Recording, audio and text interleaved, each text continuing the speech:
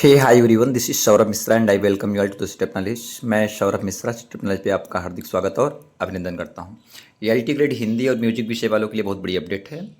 Reality grade mains के लिए farm Hindi का और म्यूजिक का रिजेक्टेड लिस्ट फार्म का जारी कर दिया गया है। आप देख लीजिए, कहीं इसमें आपका तो रोल नंबर नहीं है। अगर आप चूक जाते हैं तो आप मेंस एग्ज़ाम नहीं दे पाएंगे। तो कल शाम में ही अल्टीग्रेड हिंदी और म्यूजिक का लिस्ट जारी कर दिया गया है और इस लिस्ट में बहुत सारे कैंडिडेट का रोल नंबर इसमें जारी किया गया है। तो 888 बच्चों का हिंदी में फार्म रिजेक्ट किया गया है और 117 या 177 समथिंग बच्चों का संगीत में रिजेक्ट किया गया है। तो रिजेक्ट किस कारण से हुआ है सब बताएंगे और आप भी देख लीजिए कहीं आपका रिजेक्टेड लिस्ट में नाम तो नहीं है। और अगर रिजेक्टेड लिस्ट में नाम है तो 4 जुलाई तक शाम 5 बजे तक आपको प्रत्यावेदन देना है। तो इस वीडियो पे बने रहिएगा। मुश्किल से 5 से 7 मिनट का वीडियो होगा और लोगों की तरह हम रैंडम वीडियो नहीं बनाते हैं, एकदम ऑथेंटिक जेन्युइन वीडियो बनाते हैं। इसमें अगर आपका रिजेक्ट हुआ होगा तो पूरा सोल्यूशन दे देंगे कैसे क्या होगा। अगर रिजेक्ट नहीं हुआ है फिर भी देख लीजिए, आप सेफ हैं तो आपको कोई टेंशन लेने की ज़रूरत ही नहीं है। तो वीडियो पे एंड तक बने रहिएगा। सवाल ये है कि रिजेक्ट लिस्ट वाले क्या करें, अब पूरी जानकारी। अगर रिजेक्शन का मुख्य कारण क्या है और अगर रिजेक्शन हुआ है तो हम ऑब्जेक्शन यानी प्रत्यावेदन कैसे करेंगे, पूरी प्रक्रिया को हम समझेंगे। तो सबसे पहले लिस्ट को दिखा देते हैं, फिर प्रक्रिया को बताते हैं। ये देखिए हमारा टेलीग्राम है। टेलीग्राम के थ्रू हम यहाँ पे ओपन करने जा रहे हैं। ये देखिए मैंने कल ही अपलोड कर दिया था। तो सबसे पहले हिंदी का देख लेते हैं। ये हिंदी का लिस्ट खोल दिया हमने, ठीक है। एक सेकेंड बने रहिएगा।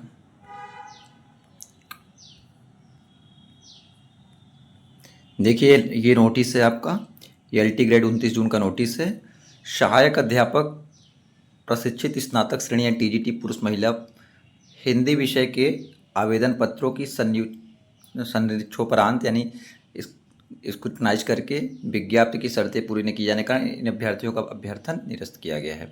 ये रोल नंबर दिया गया है। इनका क्या दिया गया है, अभ्यर्थीगण द्वारा निर्धारित अंतिम तिथि तक ऑनलाइन आवेदन पत्र नहीं भरा गया है, अतः विज्ञापन के प्रस्तर 11 के बिंदु और मुख्य परीक्षा के आवेदन हेतु प्रकाशित विज्ञप्ति दिनांक 2/4/2026 के प्रस्तर 3 में उल्लिखित शर्तों का अनुपालन न किए जाने के कारण इतने रोल नंबर का दिया गया है। ये रोल नंबर आप टेलीग्राम पे भी देख सकते हैं।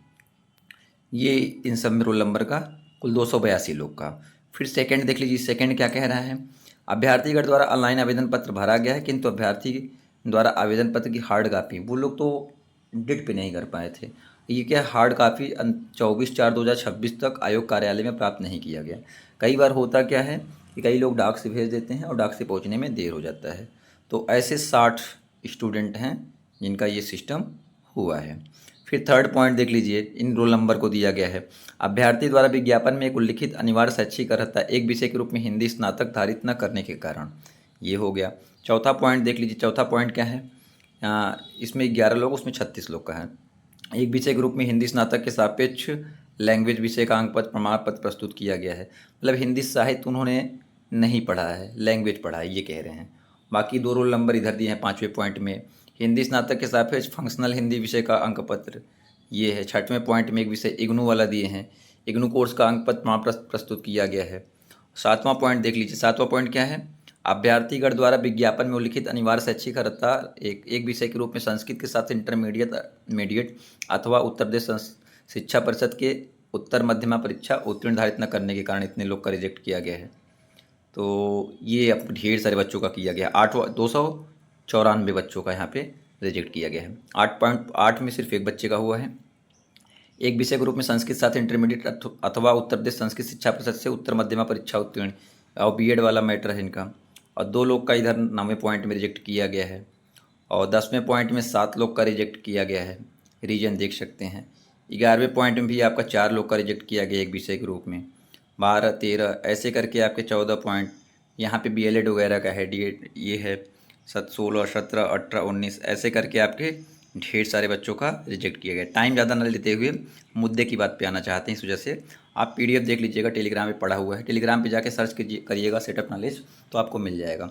639-40 लोग जुड़े हुए हैं। अभ्यर्थीगण उक्त अभ्यर्थन निरस्तीकरण के विरुद्ध अपील विषयक प्रत्यावेदन दिनांक 4/7/2026 को सायं 5 बजे तक अथवा उसके पूर्व सचिव उत्तर प्रदेश लोक सेवा आयोग ये है परीक्षा 6 अनुभाग 10 कस्तूरबा गांधी मार्ग प्रयागराज, पिन कोड 211018 को यहाँ ये एड्रेस का नाम है।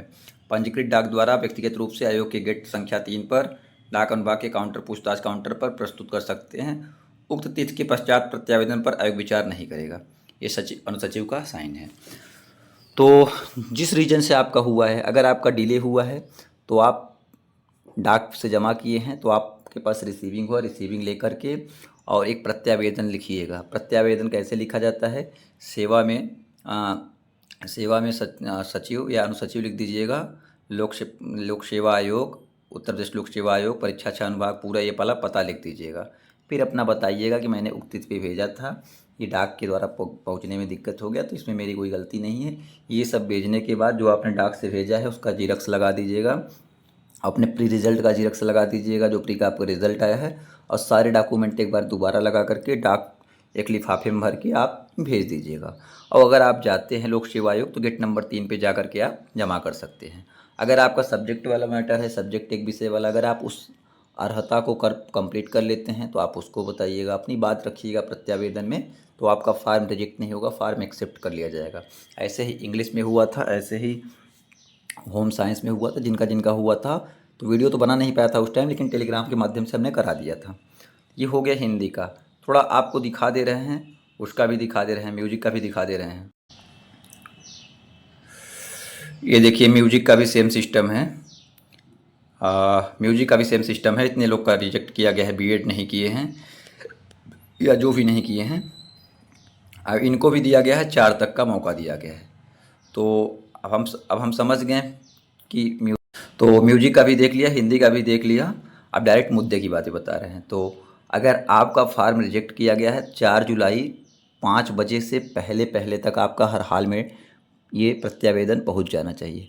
अगर इससे 1 मिनट भी डिले होता है तो आपका प्रत्यावेदन एक्सेप्ट नहीं किया जाएगा, आप मेंस का एग्ज़ाम नहीं दे पाएंगे। आप इतने मेहनत से प्रीलिम्स पास किए हैं तो अपने समय को, अपने एनर्जी को, अपने एफर्ट्स को बचाइए।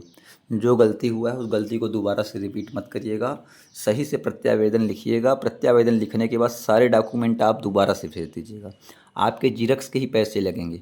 अगर आप उसमें कंजूसी करेंगे कि नहीं हम सिर्फ प्रत्यावेदन भेज दे रहे हैं तो गड़बड़ रहेगा। आप सब चीज़ भेज दीजिएगा, उसमें आपका कुछ नुकसान होने वाला नहीं है। और आप प्रत्यावेदन में लिखिएगा कि ये जो अर्हता है, अर्हता को हम फुलफ़िल करते हैं। अगर डाक से देर में पहुँचा है तो हमारी गलती नहीं है। अगर बीएड वाला है तो बीएड का मैटर आप बता दीजिएगा हमने बीएड किया है। और अगर आपका हिंदी साहित्य है तो आप बताइएगा कि हमने हिंदी साहित्य पढ़ा है। इंग्लिश वाले में 3148 बच्चों का रिजेक्ट हुआ था मेंस के एग्ज़ाम के बाद, क्योंकि उन्होंने इंग्लिश लिटरेचर उनके उसमें नहीं लिखा था, तो लैंग्वेज और लिटरेचर की वजह से रिजेक्ट किया गया था। इंग्लिश का तो एग्ज़ाम भी हो गया है।